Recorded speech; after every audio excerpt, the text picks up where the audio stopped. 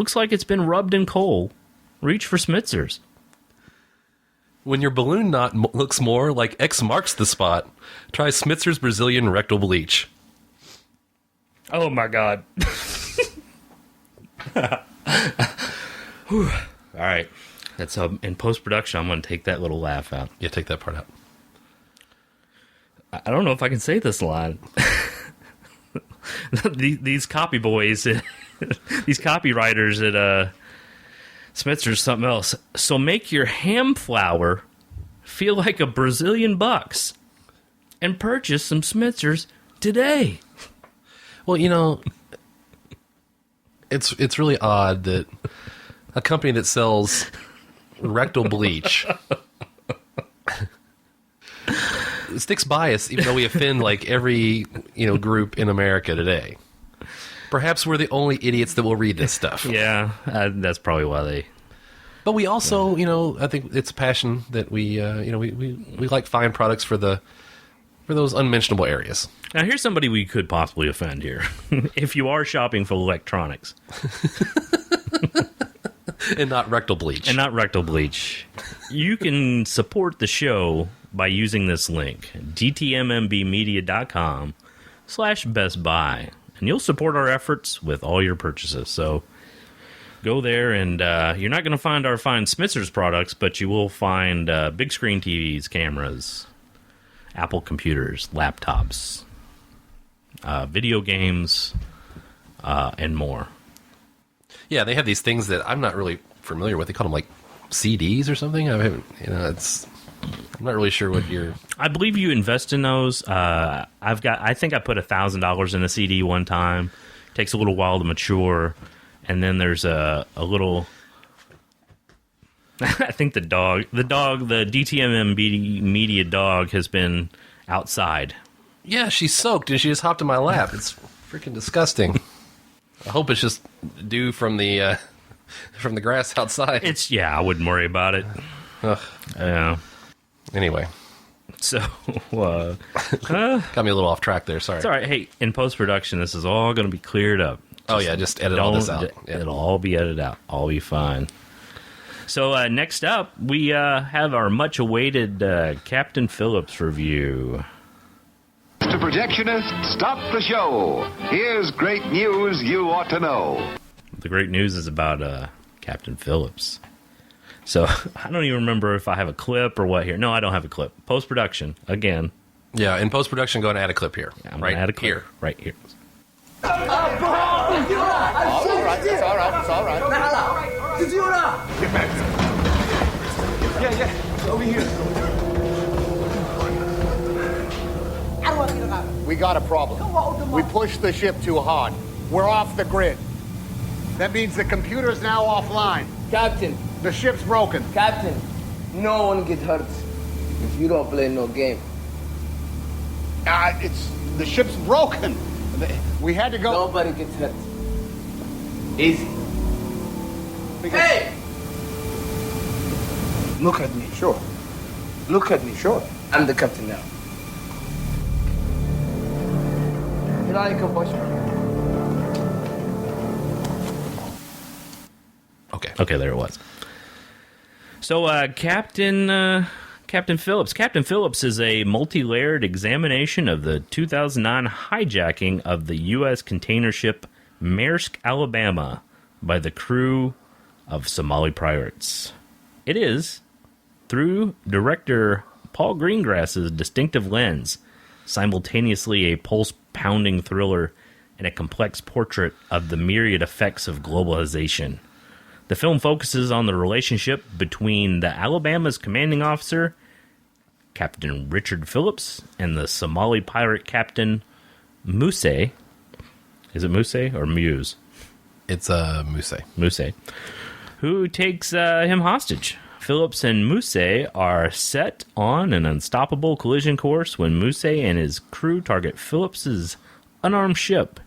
In the ensuing standoff, 145 miles off the Somali coast, both men will find themselves at the mercy of the forces beyond their control. Yeah, I think this was a successful successful venture for Hanks and director Paul Greengrass, whom most of you will know from, if nothing else, the Bourne movies. He did the second and third Bourne movie, correct? Right. Yeah, That's right. And if you've seen those Bourne movies, and I know millions of people have, you kind of have a feel for his style. He does a very realistic style, especially when he's doing action. A lot of close up, and I've actually talked to some people about his work when talking about this movie. Water cooler talk, as they call it. And I think some people were kind of staying away from this movie because of his style, because not everybody likes that up close. Like in the Bourne movies, there's a lot of up close shots of the fighting. It's really difficult to kind of tell, and some people like kind of a far away shot to get a feel for the fight. I, on the other hand, like that because I think it's very realistic, and I mean, if you're it makes you feel like you're in the room with the fight, right? And if for those of us that have been in a lot of fights, because I mean, just like you, Vince, I mean, I've been in a lot of brawls. I mean, just a lot of cat fights. Not so much cat fights, but human fights. And it kind of, his style kind of brings out the realistic feel of what that's like when you're doing it, because you don't necessarily see everything that's going on. So you get that, a lot of quick edits, a lot of quick, up close type thing. And he does that in this movie as well. But this is not an action movie per se. But a lot of the action that does occurs kind of in tight quarters. Either on the ship or in they eventually end up in a lifeboat, which is actually a pretty nice lifeboat. I thought, it's not like a dinghy. Right. I mean, it was actually a powered, boat that was closed. It had a pilot seat in quarters, for several people to sit in. But a lot of action in the movie takes place in that. So his kind of closed in, action style works pretty well with this, I thought. It was all kind of like a handheld camera feel, Yeah, it had, almost that documentary type. Like you're in the room. That's right. The way I would describe it. It feels like you're another person in the room, just feet from where all the action is happening. But I thought it was very successful from a director standpoint. I thought it was very successful. It did what I kind of expected it to do. Had a very realistic feel, and even though there are some themes, some messages in there, and we'll talk more about this, I'm sure, it didn't feel very heavy-handed. It didn't feel like that, like it was like a propaganda film by any means. No, it had much more of a documentary take than I expected. I had heard that it did have a lot of accuracy with the interviews with Tom Hanks and even Richard Phillips, who was, of course, Captain Phillips. He felt like it was a very good portrayal and that it followed the story very closely. I thought it was going to take probably a little more sympathetic approach to the Somali pirates. They're basically a product of their environment. They're controlled by these warlords. At one point during the movie, the Somali pirate captain brags about the fact that, he pulled in a ship that was worth $6 million, which Hank says, then what are you doing here? And so, yeah, these pirates don't exactly get the booty, if you will, of their plunder with these ships. The money is immediately passed over to them. No, they're pawns in a larger game. That and you get that feel that you can't help but feel somewhat sympathetic for these guys, because in the very beginning you get a little bit of a background on where these guys are from and how they came about on this quest to take this ship down. And they're living in poverty. They're basically doing the bidding of warlords that you don't really ever meet the warlords in the movie, but you learn a little bit about the storyline, a little bit about the background between the beginning of the movie and then some of the stuff that happens later.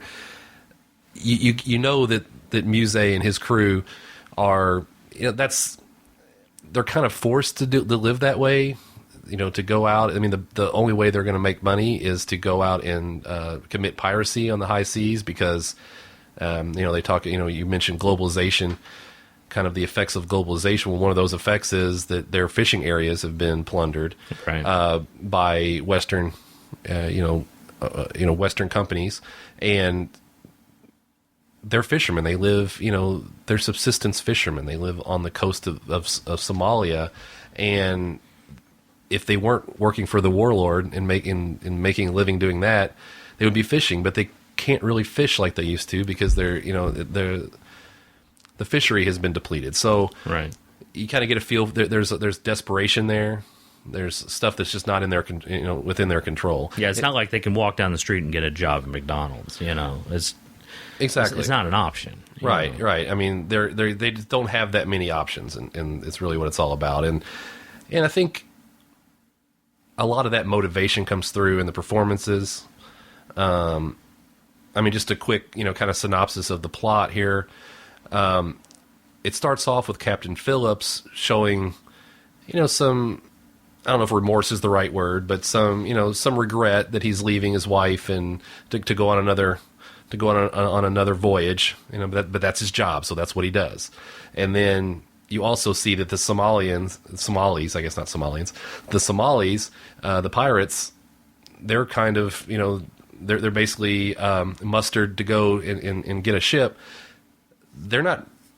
I mean, it's just their job too, right? So you got to kind of get that feeling too, and so once the action starts happening, the pirates track the ship and eventually board the ship, and there's a lot of confrontation, but mostly between the captain and the pirates, but there's also some other confrontations between other crew members, and the whole time from that point forward, from the time when the quote unquote battle starts, nobody's really itching to kill anyone or hurt anyone. You kind of get that feeling like, they just want to get through it with at least the amount of trouble as possible. It's not like they're savage warlords that are out there just trying to kill Americans. It's not like that at all. They says over and over, Muse says over and over that he likes America. He loves America. Right. But that doesn't mean anything to him on the Somali coast, right. Trying to make a living. Yeah, it's funny. You're absolutely right. It seems like it's a movie about everyone is just doing their job. These are the things that almost must happen, even when the military gets involved. Yeah. This isn't a Michael Bay rah rah rah military movie either. The military comes in; they have obvious superiority in might. I mean, it is a good commercial for America, but it just shows that we dominate through technology, we dominate through just sheer power and force. Yeah, there's nothing that really says, like, our way of life is superior to these Somali pirates. Right. It's not that, oh, yeah, we're good and they're bad. It's more like we're big and we're badass. We've got, they're in a, by the end of the movie, they are in a lifeboat, essentially, and we've got an aircraft carrier and, like, 2 battleships sitting around them, and there's a shot where it was an aircraft carrier, it was an amphib. I'm sorry, I'm a Navy man. I can't let you get away with that one. All right, well, we'll add that to corrections on missions for next year. It was a floating amphib next week. Yeah. So anyway, there's all these ships, Navy ships. Yeah. That's fine. I didn't call them boats. That's fine. I called them ships. That's fine. Vessels. Go with vessels. Wessels. Check off. But it's just kind of it just there's a shot there of all the ships and the lifeboat, and it just, to me, it was just a perfect illustration. Is like, okay, these guys are trying to make a living, these Somali pirates. They tried to get a big prize, they just bit off more than they could chew, and it just became just an effort to get back home. Yeah. The same way as Captain Phillips was just trying to get back home. He was going to do whatever he had to do with the pirates. He gave the money out of the safe, for example. Right, and I really felt like the military was portrayed in a way that they wanted to end it peacefully, and it was just, there was always this kind of recognition as, I know how this is going to play out. There's only one way this can go with these decisions being made. Well, I thought that the aspect of the military, for me, what was interesting, and there's been some really kind of hyper-realistic military movies recently in the last few years. Act of Valor, for example, Zero Dark 30, where, you get to see the Navy SEALs and the special, forces. These guys are tough dudes. I mean, they're hard asses. When they get called in, in Captain Phillips, in the movie Captain Phillips, the initial naval presence is kind of like, let's see if we can let's see if we can get through this situation without bringing in those guys. Right. Because once those guys get called in, those guys, their job is to take out the pirates. Yeah, once again, it's about just fulfilling what